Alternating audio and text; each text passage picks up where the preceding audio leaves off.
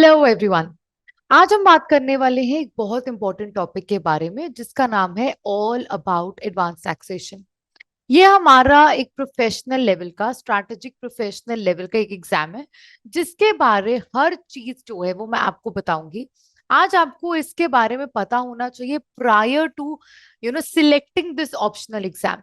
क्या मुझे ये मेरा ऑप्शनल एग्जाम चूज करना है? Is it the right choice for me? And once you have chosen the exam, तो आपको हर चीज इसके एग्जाम के बारे में पता होनी चाहिए।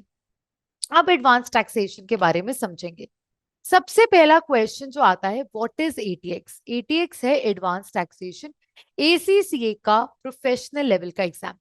आपको स्ट्रैटेजिक प्रोफेशनल लेवल के अंदर as a always tell you, SPL and SPR compulsory subjects हैं, बट वेयर एज आपके पास चार ऑप्शनल सब्जेक्ट्स होते हैं एंड उसके अंदर आप अपनी मर्जी के दो सब्जेक्ट्स उठाते हैं, जिसमें आता है advance financial management, advance performance management. उसके बाद आपके पास आता है advance taxation and advance audit and assurance. तो आप इसके अंदर, हम इसमें क्या बोलते हैं, इसको हम बोलते हैं एडवांस टैक्सेशन। ये आपका एक ऑप्शनल पेपर में से होता है। सो आउट ऑफ 4 एग्जाम्स आप इसमें से 2 एग्जाम्स चूज करते हैं। So you can also pick up advance taxation in this optional subject. अब उसके बाद ये टैक्सेशन होता क्या है? सबसे पहली बात आपको यहाँ पर बहुत ही अच्छे से समझना है।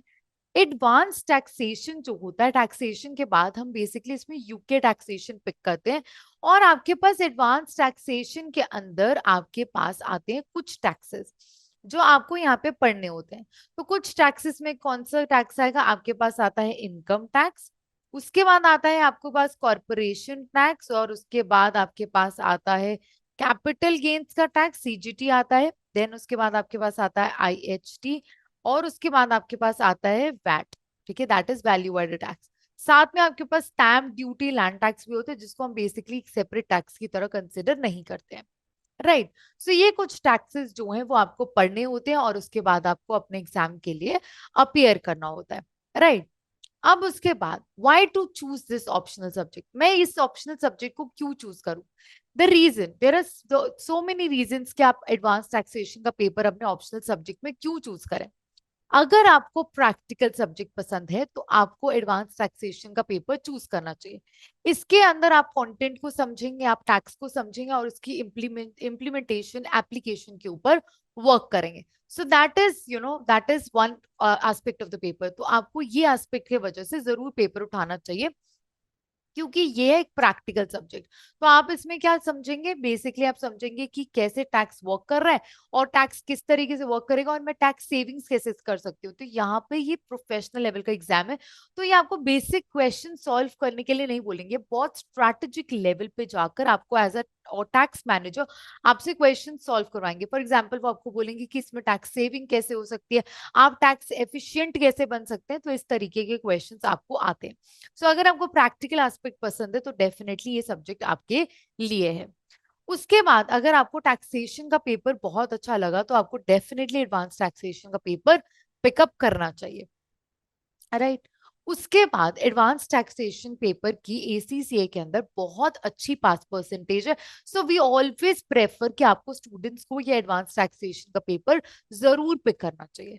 अलोंग विद दैट आपको टैक्सेशन के अंदर बहुत सारी की एरियाज पे टच किया जाता है, जैसे कि income tax, corporation tax, inheritance tax, value added tax और सीजीटी। आपको काफी कुछ इसके बारे में पता चलता है, रूल्स के बारे में पता चलता है, जो आपके आगे आने वाले टाइम पर भी बहुत आपको मदद करते हैं। So you know a lot of concepts prior to joining the jobs. तो ये कुछ रीजन है कि आपको एटीएक्स का पेपर क्यों चूज करना चाहिए। उसके बाद आपका नेक्स्ट है, do you need previous knowledge of taxation? What if I was accepted? तो क्या आपको प्रीवियस नॉलेज ऑफ टैक्सेशन चाहिए? उसका एक बिग आंसर है, it is a answer that is yes. Absolutely आपको एडवांस टैक्सेशन पेपर की नॉलेज जब करने लगे तो आपको टैक्सेशन पेपर की नॉलेज रिक्वायर्ड होती है। यस, एब्सोल्युटली करेक्ट है ये बात, क्योंकि काफी सारे कॉन्सेप्ट्स जो हैं, बेस जो है वो आप अपना टैक्सेशन से ही उठाकर लेकर आते हैं। But what if I was exempted? देखिए इसका एक ही सोल्यूशन है। आपको टैक्सेशन ऑलरेडी अगर आप एटीएक्स में आए हैं, अगर आपको बिल्कुल भी टीएक्स नहीं आता तो आपको टीएक्स पढ़ना पड़ेगा। अब इसमें यहाँ पे क्या सोल्यूशन है इस प्रॉब्लम का, इस सोल्यूशन, इस क्वेश्चन का क्या सोल्यूशन है? एंड मैं बहुत श्योर हूँ मुझे पेपर लेना है, और हमारे पास ऑलमोस्ट सारे जो सीएस आते हैं with a pickup the paper. For example जो भी चार्टर्ड अकाउंटेंट्स होते हैं, Indian chartered accountants, they are always exempted. या अगर आपने सीए इंटर कर रखा है तो अब आप हमेशा टैक्सेशन के पेपर से तो एग्जेम्प्टेड है, तो फिर भी बच्चे एटीएक्स हमेशा उठाते हैं। तो कैसे वो इस प्रॉब्लम को रिजॉल्व करते हैं? सिंपल बात है, मेंटरिंग, मेंटरशिप। आपके जो मेंटर्स हैं वो ही आपको हेल्प करते हैं।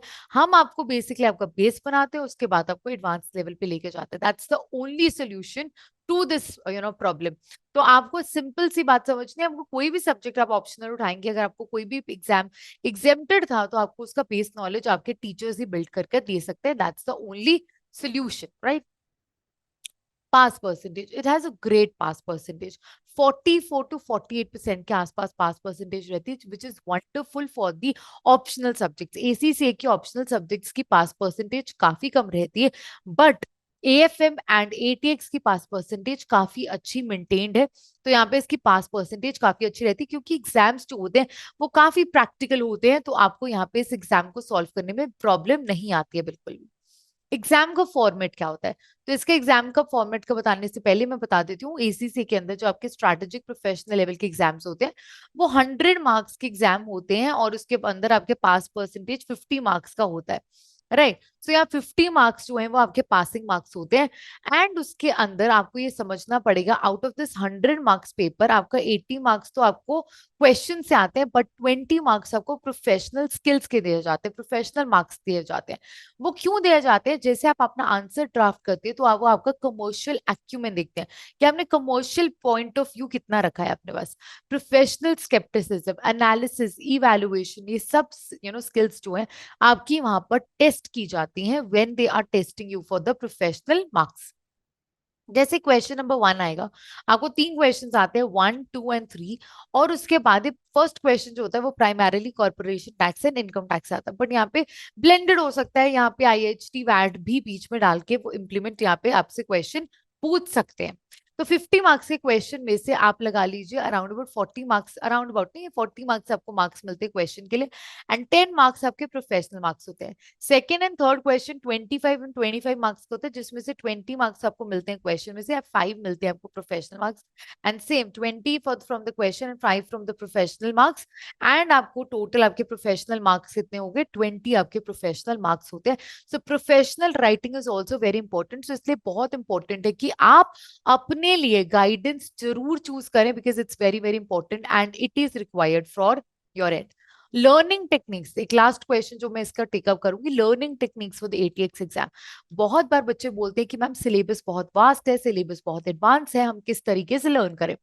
देखिए, इन सारी प्रॉब्लम्स का एक ही सोल्यूशन है, मल्टीपल रिविजन्स। मैं आपको सीधी सी बात बताती हूँ, अगर आप एक कॉन्सेप्ट करने के बाद सेकंड कॉन्सेप्ट पे जंप कर देते हैं, it is for applicable for all the exams, तो आपको हमेशा रिटेंशन इश्यूज आएंगे।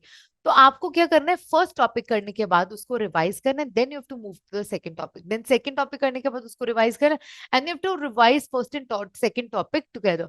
तो एक दिन में जितना कर रहे हैं उसको मल्टीपल टाइम्स उसी दिन रिवाइज कर लीजिए, आपको कोई भी क्रैमिंग यहाँ पे लर्निंग इश्यूज नहीं आएंगे, कोई भी क्रैम करने में, जो आपको कॉन्सेप्ट्स को क्रैम करना है उसमें इश्यूज नहीं आएंगे, क्योंकि आपको कॉन्सेप्ट्स को लर्न जरूर करना पड़ेगा when you have to apply them in the question. So that is very very important.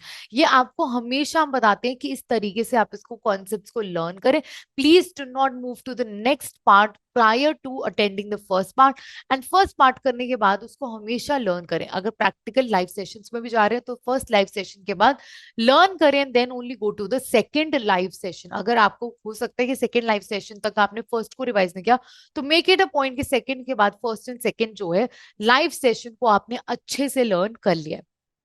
So these are the some tips and techniques to clear ATX exam. अगर आपको कुछ भी और पूछना है in respect to ATX exam, आप definitely comment section पे डाल सकते हैं। अगर आपको हमसे कोई भी guidance चाहिए तो हमारे पास यहाँ पे guidance forms भी होते हैं, counseling forms होते हैं, आप उसको fill out कर सकते हैं। एंड अगर आपको कोई भी काउंसलिंग चाहिए होगी तो वो our team will definitely get back to you. Thank you everyone for watching this video. I hope you stay connected and we will keep posting these useful videos in the future as well. Thank you everyone.